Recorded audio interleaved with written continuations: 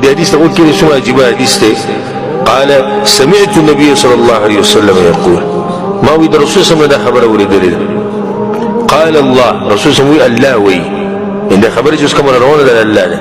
يا ابن آدم إيه آدم بچيا إنك ما دعوتني تجهر كلا ما ربلي او زمان سغواري ورجوتني وزمان اميدون ساتي غفرت لك على ما كان منك ولا أبالي نزلت ما غطول قناونا وبخم ويسبر وامنكوما زلتو يغطول قناونا وبخم خو پدې شرط چې تا الله د رجوع کې او د الله د امیدونه ساتي او هغه شروط بګره توبې موجودي بل الله برته ټول ګناونه وبخي او الله زما په هیڅ پروا نه یا ابن آدم دې خبرې ته وکړي د استغفار فائدې ته وکړي یا ابن آدم اے د آدم بچیا لو بلغت ذنوبك عنان السماء کته دومره ګناونه کې چې ستاسو ګناونه د زمکې نه اسمانه پورې ورسي دا به څومره ګناونه چې د زمکې او د اسمان په منځ کې چې کومه فاصله ده به ډکه شي کستا اے د آدم بچیا الله وی اے د آدم بچیا کستا د ګناونه اسمان ته ورسي ثم استغفرتني او به دې زمانه بخانه وخته غفرت لك ولا ابالي غټول ګناونه بردوبه خو جواب هیڅ پروا نشته اسمانه پورې چې کوم ګناونه هغه برد الله وبخ خو چې کله استغفار وكي او الله سبحانه وتعالى رجوك بيا وورا يا ابن آدم ايه آدم بچيا إنك لو أتيتني بقراب الأرض خطايا ايه آدم بچيا كتب ما بسي بديسي حال كراشي دا قيامت پورد چي دا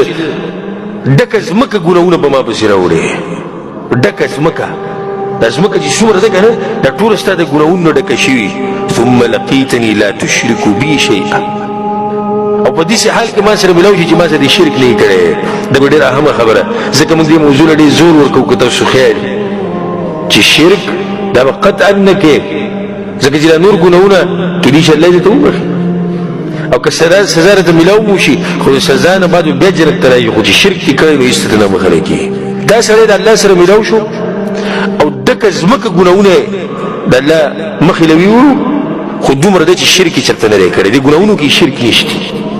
الله وتسوي لأتيتك بقرابها مغفرة مزبد لدقيق عند زمن بخانة درقامة لازمك دك ازمك قناونه تويس خو الشرك بجنيشتي الله ولا دقيق عند زمن بخانة درق ولا قناونه بتوبخ خدا پشديشر چتا استغفار وتتوبو باس وترجوك الله رواه الترمذي ده حديث امام الترمذي رحمه الله رواه سفيان رحمه الله وفر راغي جعفر ابن محمد ابن علي ابن الحسين بس وتوي دي جعفر توي ويزه داغه وخت پورې نه پسم چې سو پورې تا ماته سنصيحت نه کړي نصيحت به کې به پسم ان کان خلک یو بل ته نصيحتونه ډیر کوي ناغه دوی چې زبرته یو نصيحت کوم وي سفيان کچته الله دې نعمت تر کی او ته دا غواړي چې نعمت باقی پاتې شي چې ختم نشي نو شکر ډیر وباسه لكن الله في القرآن يسوي لئن شكرتم لأزيدنكم كتاب الشكر بس الله يزبط نعمتنا خيرك بوتي سفيان دا خو چې کله رزق د ډیر شي شکر کته چې رزق پاتې شنو دغه طریقه ده او کچته رزق د کمزوري شي نو به استغفار ډیر کوه لکه چې الله په قرآن کې وي استغفروا ربكم انه كان غفارا يرسل السماء عليكم مدرارا الله بدر بارون رور یو باغونه بدرک شیخ الاسلام ابن تیمیه رحمه الله بس یو کس راغی سبحان الله دې سوال ته وکړي وتوی تسبیح ډیره فائدہ ورکړي کې استغفار ډیره فائدہ ورکړي تسبیح څه ته وایي د الله پاکي بیانولو ته وایي یعنی سوال دې شو چې یو سړی استغفار کوي د الله نه بخانه غواړي دی غواړي کنه یو سړی تسبیحات ډیر وایي د الله پاکیان ډېری بیانې دی غواړي اسی ډېر جوړ سوال دی او علماء الله پوه ورکړي قرآن او حدیث باندې پوه خلک هغه دې جواب ورکول شو ډېر عجیب جواب ورکوته وی کله چې کپڑا پاکي نو خلک په خوشبو لګي کپڑا چې پاکي څه لګي خوشبو چې کپڑا سخای نو به صابون ته ضرورت دی مطلب دا شو که ګناونه دي نه به الله پاکیان بیانوي که ګناونه دي اول ځان وینځه په صابون باندې او صابون څه شي استغفار دې نو به دغه نه بس کوا به تسبیحات وایه که کپړه دې پاکوي که جامې دې پاکي نو بیا به خوشبو لګوه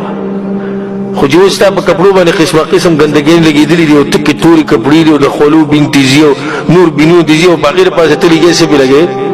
خوشبو پې لګوې د خوشبو څه فایده در کوي نه در کوي ناول دا کپړه پاکه که دا ګناهونه چې کوم په تا باندې دي درته څښا شوی نو استغفار ډېر وکړه چې دا ګناهونه درنه ووینځلی شي چې دا ګناهونه کله پاک شو بیا د الله تسبیحات بیانوه څومره عجیبه خبره کړې لقمان حکیم خپل زوی ته نصیحتونه کړي یو نصیحت ورته کړی یا بني عود لسانک وی خپله ژبه عادت کړه په دې باندې اللهم اغفر لي یا الله ما وبخي وی ځکه چې څه پته لګي په کوم ټیم کې الله ستا دا خبره قبوله کړي اوس یو سړی سهار نه د شپې پورې دا ژبه په استغفر الله عادت کړې ده یو وخت خو به داسې راشي چې الله به دا خبره قبوله کړي را به شي که را به نه شي را به شي یو وخت خو چې اوس زما استاد په شاهني په ټوله ورځ کې پته نشتي چې د یو پیر دوه دي هسې د خولې نه وځي استغفر الله او دغه ټیم کې الله ونه بخو خبره ختمه شو خو چې یو سړي دا خپل عادت جوړ کړی دی په مخه استغفر الله او استغفار کوي یو وخت به الله وبخي که نو چې الله وبخو ختمه شو خبره امام قتاده رحمه الله وی ان هذا القرآن يدلكم على دائكم ودوائكم وی دې قرآن کې الله تاسو ته ستاسو بیماري م ښوولې ده او ستاسو علاج م تاسو ته ښوولی دی بیماری به کوم الله ښوولې ده علاج یې م ښوولی دی نو هر چې ستاسو بیماری ده هغه ستاسو دا ګناهونه دي دا زمونږ بیماری ده الله یې مونږ ته علاج م ښوولی ده واما دواؤکم فالاستغفار بیماری شتي ګناهونه علاج یې سره استغفار ځکه امام حسن بصري رحمه الله سوي واكثروا من الاستغفار في بيوتكم استغفار ډیر وایي په خپلو کورونو کې وعلى موائدکم او په خپلو دسترخوانونو باندې هم وایي وفي طرقاتکم په خپلو لارو کې هم وایي لارو کوڅو کې چې روان یې وفي اسواقکم په خپلو بازارونو کې هم استغفار وایي وفي مجالسکم په خپلو بیټکونو کې هم وایي فانکم لا تدرون تاسو ته پته نشي چې په کوم ټیم کې مغفرت نازلېږي تاسو چې په هر ځای کې وایي په یو ټیم کې مغفرت نازل شي